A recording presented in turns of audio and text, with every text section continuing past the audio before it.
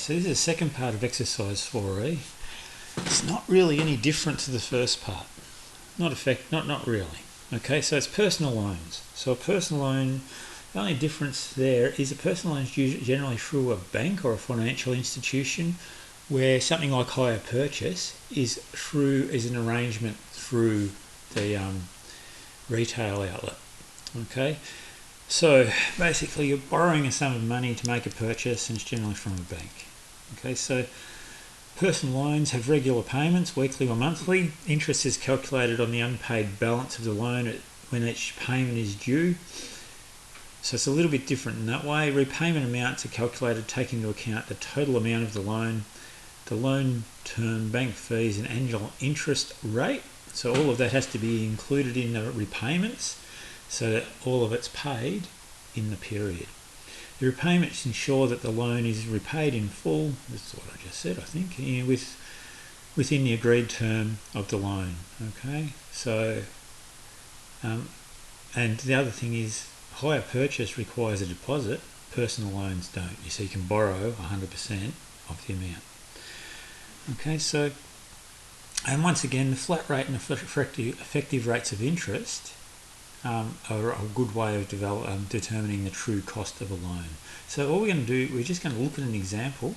We'll work through one example, and then you're on to the exercise today, so this will be nice and quick. So we've got to buy a new car. Samar takes out a personal loan of $30,000 from his bank, for which he is required to make fortnightly repayments of $409 for 4 years. Okay, so we're going to assume there's 26 fortnights in a year. There's slightly more than that, but we're just going to use 26. There's 52 weeks in a year, slightly more, 26 fortnights in a year. So, part A. How much does it cost to pay out the loan in full? So to pay out, so what he's paying. So we just got to use the information we've got to see what he's paying. So he's paying $409, 26 times every year for 4 years. Okay, makes sense? $409 every fortnight, there's 26 fortnights in a year, for 4 years. Okay, so that's it. That's all we're going to do to calculate it. That's what he's paying. So that totals up, we put in the calculator, $42,536. Okay, so that's how much it costs to pay the loan. So for part B, interest. Well, he's borrowing $30,000 and he has to pay $42,000. Okay, and that's quite realistic. He's borrowing $30,000 to buy a car. It's going to cost him $42,000. You can't ever win by doing that. So the interest is $42,536 minus the $30,000. So he's paying $12,536 in interest. Okay, so we go to part C. In part C, we want the flat rate of interest, RF. RF equals 100I over PET.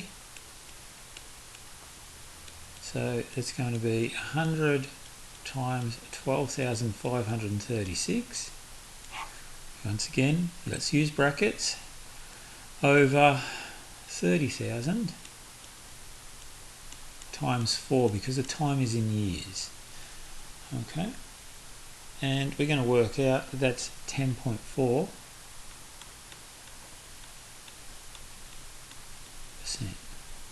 That's the flat rate of interest.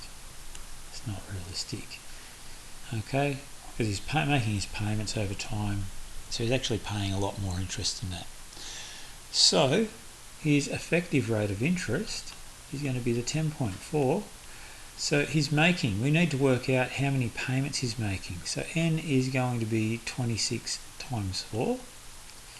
4 years, 26 payments every year, each fortnight. So n is going to be 104.